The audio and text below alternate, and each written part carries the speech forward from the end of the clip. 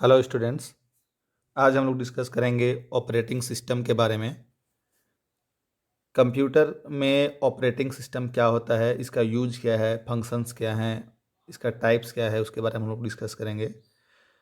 So what is operating system? So operating system is a system software. System software means the software which performs basic operations of a computer. So it is a system software which acts as an interface between user and the computer hardware. Computer operating system manages overall functioning of a computer and its resources such as keyboard, mouse, etc. So in other terms, computer operating system is the mediator or interface between hardware and applications also. इस figure से आप देख सकते हैं, this is user, application, operating system and hardware.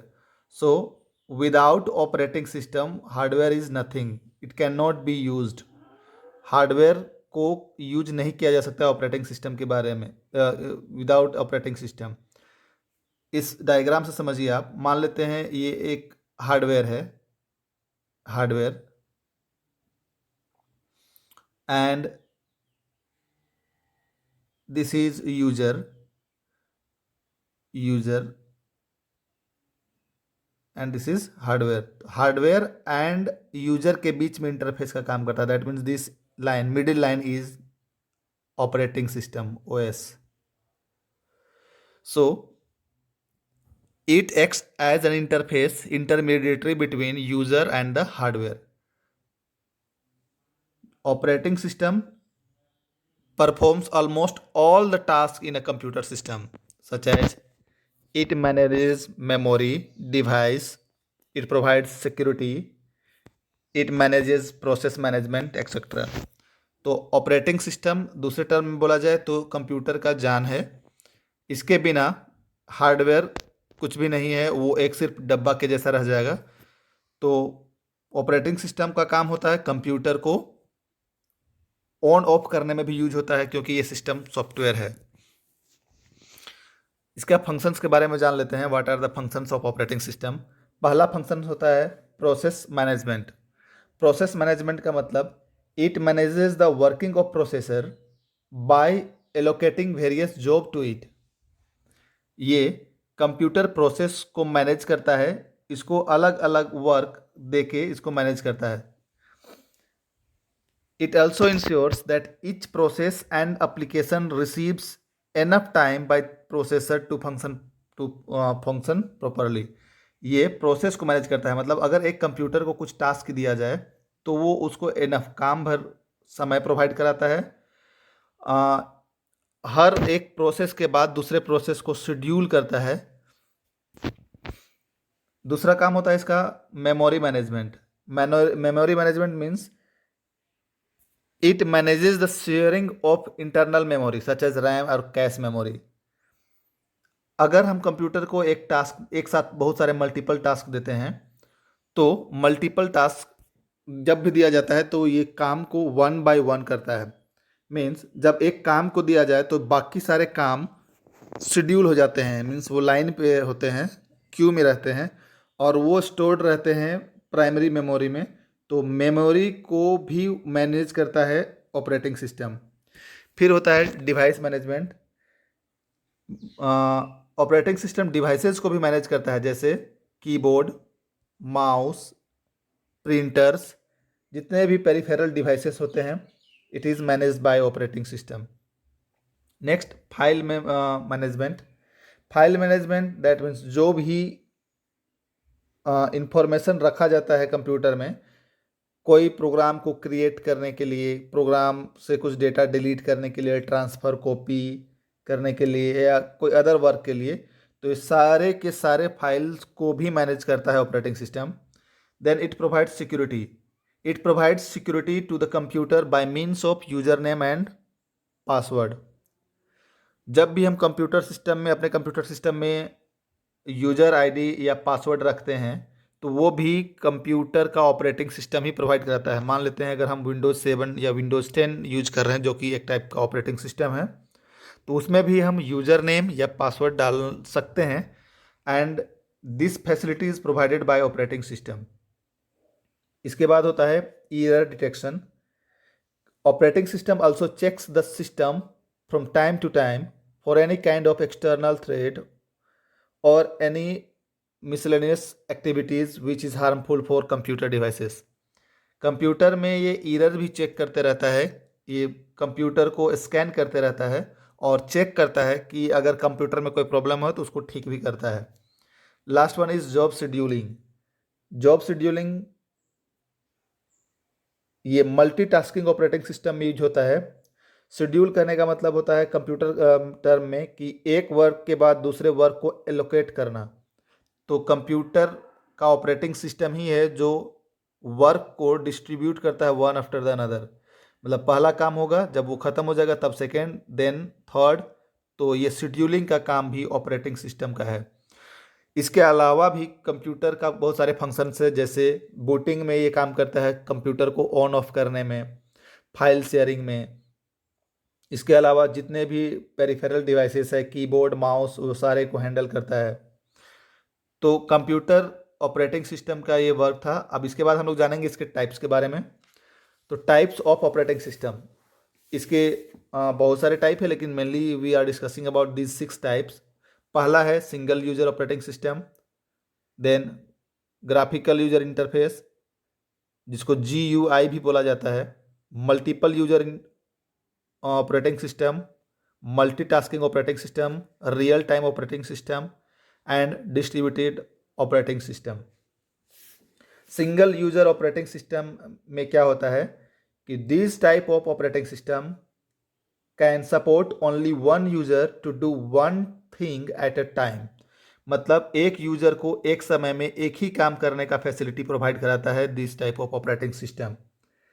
एक बार में एक computer में एक ही आदमी काम कर सकता है। इसका एग्जांपल होता है डॉस या विंडोज़ 95 जो पहले यूज होता था। तो डॉस ऑपरेटिंग सिस्टम में हम लोग एक बार में एक ही काम कर सकते हैं। दैट मीन्स एक यूज़र कंप्यूटर को लॉगिन कर सकता है और वो कमांड के थ्रू डेटा को एक्सेस कर सकता है। Second one is graphical user interface, इसको शॉर्ट में GUI भी बोला जाता है। ग्राफिकल यूजर इंटरफेस में ग्राफिक्स के थ्रू ऑपरेटिंग सिस्टम को यूज किया जाता है। जैसे हमारे कंप्यूटर में जो आइकन्स होते हैं, डेस्कटॉप में हम लोग देखते हैं, उसको क्लिक करके हम लोग यूज करते हैं। तो ये ग्राफिक बेस्ड ऑपरेटिंग सिस्टम होता है। दैट मीन्स ये हमें इंटरेक्शन के लिए आइकन्स प्रोवाइड कराता है। So what are icons? These are the graphical symbols displayed on the computer screen. Generally जो GUI होता है उसका एग्जांपल है विंडोज ऑपरेटिंग सिस्टम, लिनक्स, ये सारा एग्जांपल है उसका। थर्ड है multi user operating system. Multi user operating system means it allows more than one user to do work to use computer at the same time। that means एक computer को एक बार में एक से ज़्यादा लोग यूज कर सकते हैं, तो उसको मल्टी यूजर ऑपरेटिंग सिस्टम बोलते हैं। कभी कभी कुछ बड़े प्रोजेक्ट्स को किया जाता है, जैसे कोई लैब वगैरह में, तो उसमें एक कंप्यूटर में बहुत सारे यूजर्स अलग अलग पार्ट को परफॉर्म करते रहते हैं। दैट इज़, और वो कंप्यूटर दूसरे यूजर को अलग इंटरफेस के थ्रू यूज होता है। जैसे कि अगर मान लेते हैं एक सुपर कंप्यूटर जैसा है, तो इस वाले कंप्यूटर में एक यूजर बैठा है, इसमें दूसरा बैठा हुआ है, और दोनों मिलके इस कंप्यूटर के लिए, जो मिडिल वाला कंप्यूटर है उसके लिए वर्क कर रहे हैं। तो इसमें इस कंप्यूटर में मल्टीपल यूजर एक बार में एक साथ काम कर सकते हैं। Third is next one is multitasking operating system.